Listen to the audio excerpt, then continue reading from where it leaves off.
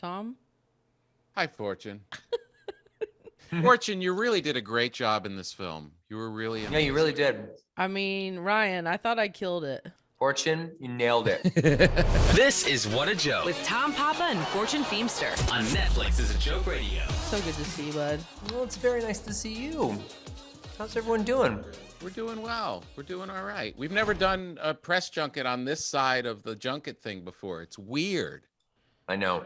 It is a little bit weird. Now I'm used to it. Oh, I bet. You've done a lot of these This is how I visit with my family now. in these times. in the other room. For sure. Yeah. Well, this movie was awesome. I watched it last night, and y'all had a lot of twists and turns that I did not see coming, I have to tell you. Yeah, it's twisty. Very, very twisty. And a lot of fun. You know, I think it's like it's a bit of a throwback in the sense that it's like one of the swashbuckling adventure comedy treasure hunts, which I grew up loving.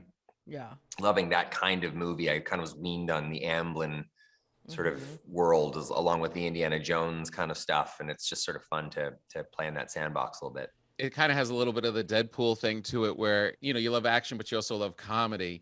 And you kind of, whatever you're thinking to make a joke about, you guys actually do, right? As you're thinking about it, like you call it out a little bit. I don't know. It's kind of like a relief. You're used to like watching stuff and it's only your own thought. And then to actually hear the star of the movie make a joke about it is very... It would be rude not to say anything, really. Yeah.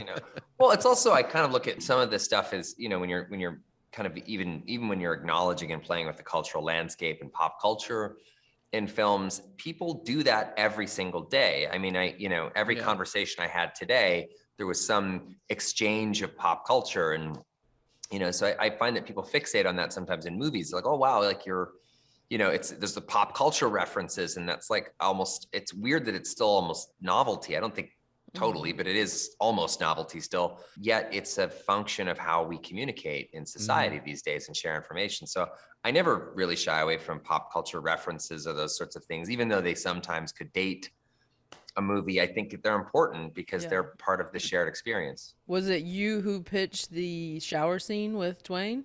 I would never, ever willfully pitch a shower scene in which I'm not wearing anything with Dwayne "The Rock" Johnson. I believe that was his cruel, vindictive, and unnecessary doing. Yeah. No, but you nailed it. I mean, as comedians, we were like, okay, well, Ryan's like us. He's funny. And then you have your shirt off and it's like, he's not like us. He's actually in shape. I was wearing a lavender body stocking that was easy to sublimate whatever body they chose to use on that. So, and I have makeup artists that make me look 4 months younger before work every day. So it is hard to feel in shape beside The Rock, I would imagine, but you guys holding your own. You have no idea. I mean, he's a skin-covered mountain, legitimately. Well, I was always mad at you for being good-looking and funny. I was told you couldn't be both. Yeah, so. You're not allowed.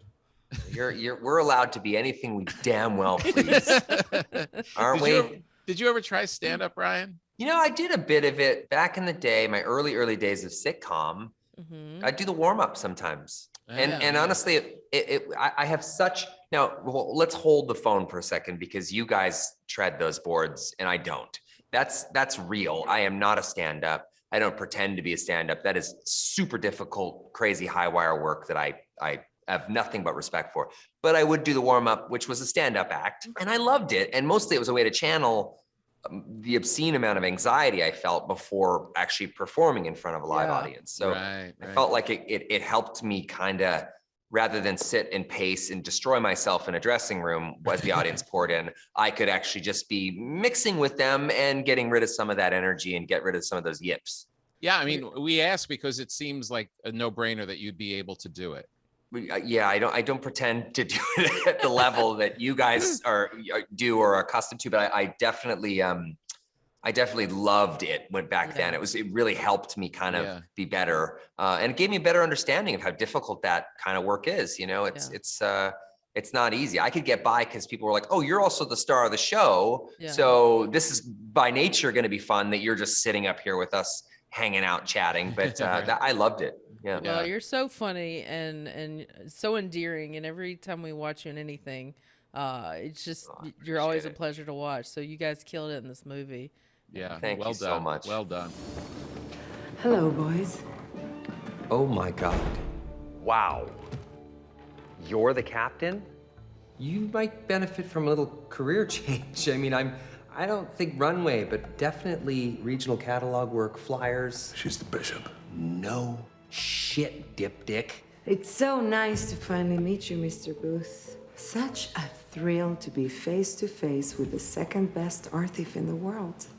Oh, well, I see what you did there. That's, yeah, you got lucky a couple times early on, you know, but you can't name one time in the past year that you beat me.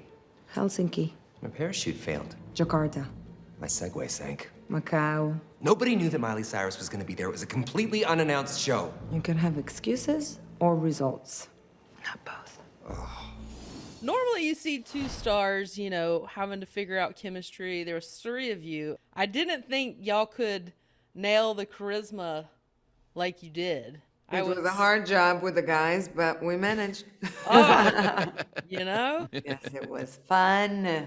It was funny. You can pull off comedy, which a lot of people can't do.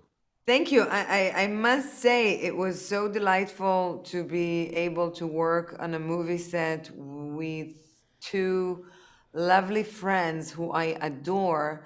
But not only that, both of them are extremely fun and funny. And it was like almost a game, an unannounced game that each of us tried to break the other.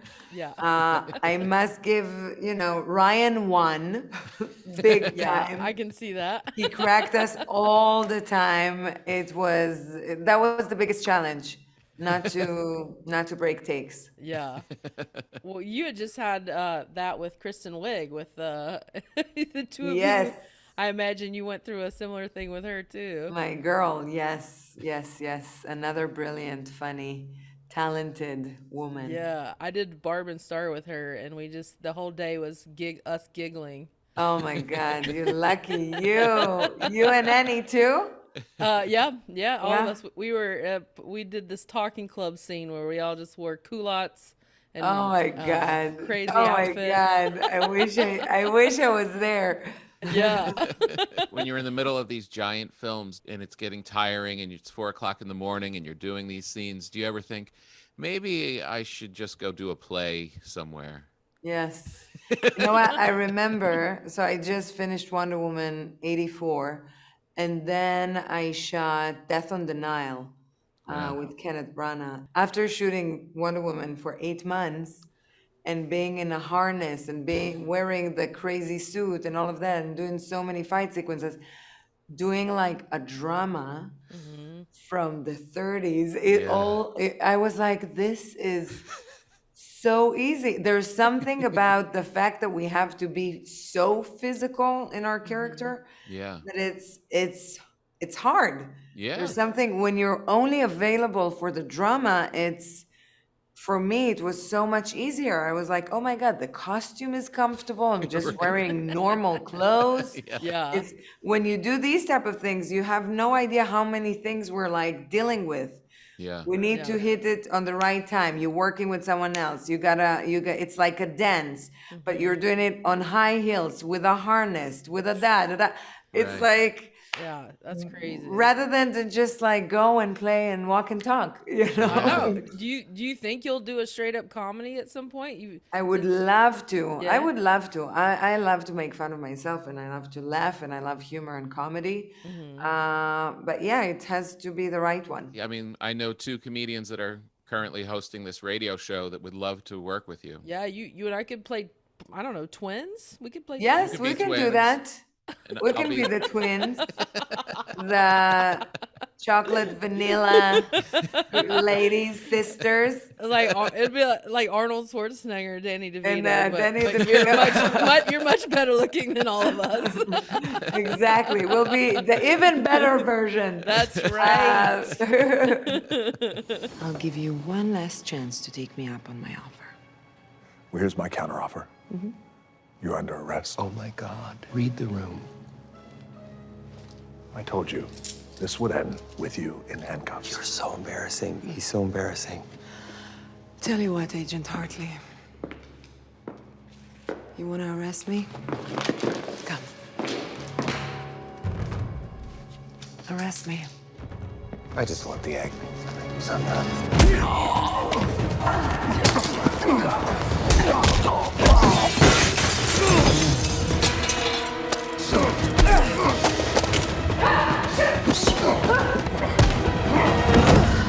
Take it easy.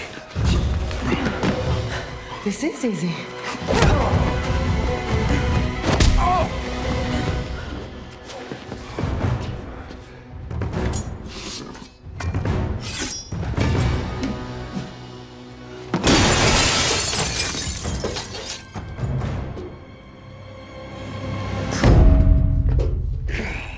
I have to ask real quick though, who do you like better, Ryan or Dwayne?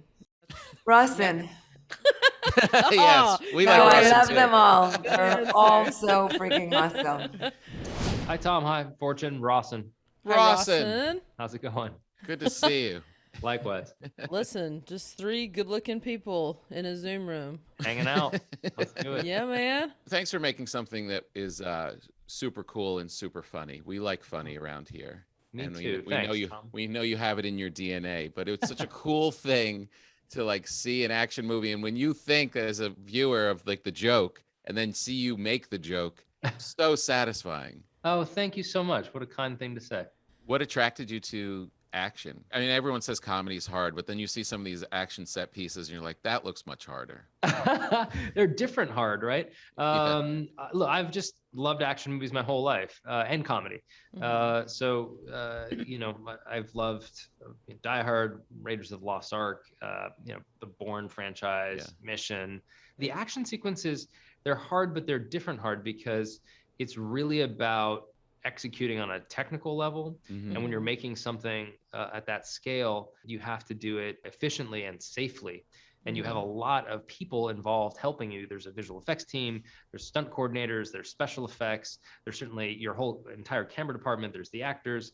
You've written it, you've storyboarded it, you've prevised it, you know, you plan for all of the stuff in action because you have to keep it safe. And, you know, the car either blows up or it doesn't. You never go, oh, could the car blow up funnier? But on the comedy side, that can be a little more challenging because that's up to me. It's me and the actor and your own sort of internal tuning fork of what's working or not. Well, we have to wrap up, but Yeah. thank you for.